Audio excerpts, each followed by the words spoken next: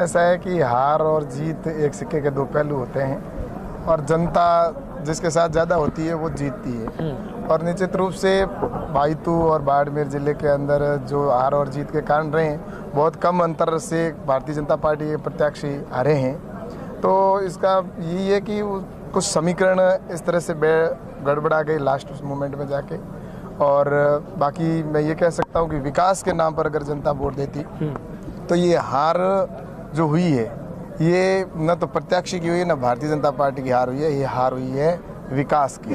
क्योंकि जितना विकास भारतीय जनता पार्टी के शासन के अंदर हुआ उतना विकास मैं सोचता हूँ कि इस आज़ादी के बाद में इन 5 सालों में जितना काम हुआ उतना इस बाड़मेर और बायतू विधानसभा क्षेत्र में काम कभी नहीं हुआ। सर आरएलपी कितना बड़ा?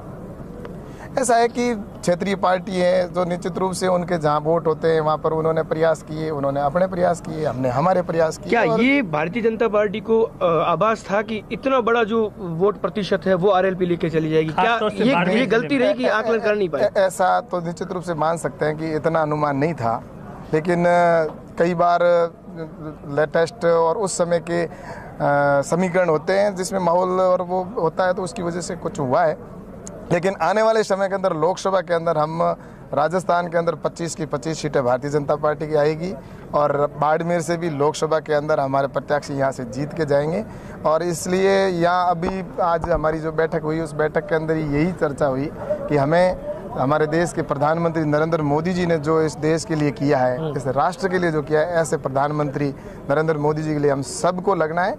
और आने वाले समय के अंदर हम जो एक भ्रष्टाचारी सरकार जिसने यूपीए की सरकार थी उस सरकार का हमें निश्चित रूप से अंत करना। और राजस्थान में भी जिस तरह से ये सरकार बनी है तो ये सरकार अब आपने देखा होगा कि हमारे भारतीय जनता पार्टी के पिछले चाहे केंद्र में हो या राजस्थान में एक भी घोटाले का आरोप नहीं लगा, लेकिन ये घोटालों की सरकार है, घोटाला किए बगैर ये रह नहीं सकते। और दूसरा किसानों के अभी शुरुआत में इन्होंने कर दिया कि किसानों के लिए बहुत बड़ी उन्होंने घोषणा कर दी ऋण माफ़ी की।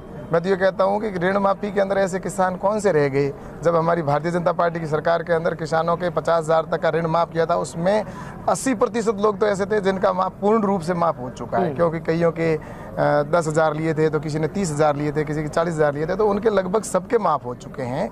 अब ये तो सिर्फ गुमराह कर रहे हैं। और जो 18,000 करोड़ की वो बात कर रहे हैं, मैं अशोक जी गहलोत से पूछना चाहता हूँ वो 18,000 के करोड़ कौन से हैं जो वो माफ़ करने जा रहे हैं, वो अपने आंकड़े के साथ पेश करें। बिल्कुल ये एकदम किसानों के साथ में एक धोखा पहले से ही करते आए और आज़ादी के बाद में इस देश के साथ में उन्होंने धोखा किया और आज भी वो करते जा रहे हैं। ऐसा है कि आज भारतीय जनता पार्टी एक राष्ट्रवादी विचारधारा की पार्टी है और निश्चित रूप से देश की जनता नरेंद्र मोदी जी के साथ में। और चुनाव के दौरान भी कई लोगों ने हमें कहा है कि इस बार हमारे कार्यकर्ता कह रहे थे कि इस बार तो हम हो सकता है वोट दूसरी जगह दें, लेकिन लोकसभा के अंदर हम नरेंद्र मोदी जी को देंगे और मोदी जी के साथ में स्थानीय स्तर पर वो कह रहे हैं कि हम नहीं देंगे विधानसभा में और लोकसभा। ये जो गुस्सा है ये तो किस बात का? और क्या इसके साथ में सवाल ऐड करूंगा कि वसुंधरा तेरी खैर नहीं, मोदी तुझसे बैर नहीं, वो पूरी तरीके से सटीक साबित हुआ यहाँ पे?